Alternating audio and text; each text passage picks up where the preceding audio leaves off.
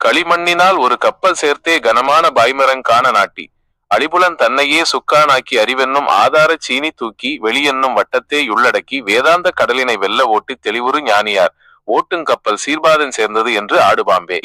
வெளியே பார்க்கும் சாதாரண பொருளுக்கு பின்னால் ஒரு ஞானி தன் உடலையும் ஆன்மாவையும் எப்படி ஆன்மீக பயணத்திற்கு பயன்படுத்துகிறான் என்பதை சித்தர் இதில் விளக்குகிறார்.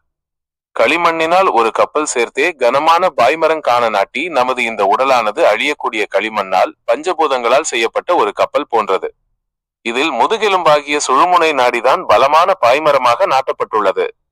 அழிபுலன் தன்னையே சுக்கானாக்கி கப்பலை நல்வழியில் செலுத்த உதவும் சுக்கான் ரடர் போல நம் வசப்படும் ஐம்புலன்களையும் உள்ளத்து அன்பையும் நல்வழியில் திருப்பும் கருவியாக மாற்ற வேண்டும். அறிவென்னும் ஆதார சீனி தூக்கி சீனி என்பது இங்கு கப்பல் நிலையாக நிற்க உதவும் கனமான நங்கூரத்தை ஆங்கர் குறிக்கிறது. பேராழத்தில் கப்பல் அலைபாயாமல் இருக்க இறை அறிவை பகுத்தறிவை ஆழமான ஆதார நங்கூரமாக கொள்ள வேண்டும். வெளியென்னும் வட்டத்தை உள்ளடக்கி மனதை அங்குமிங்கும் அலைவிடாமல் ஆகாய வெளியை போன்ற எல்லையற்ற பரம்பொருளின் நினைவுக்குள் வட்டத்திற்குள் அடக்க வேண்டும். வேதாந்த கடலினை வெல்ல ஓட்டி இப்படி சீரமைக்கப்பட்ட உடலாகிய கப்பலை வேதாந்தம் என்னும் ஞான கடலில் தடைகளின்றி வெற்றிகரமாக செலுத்த வேண்டும்.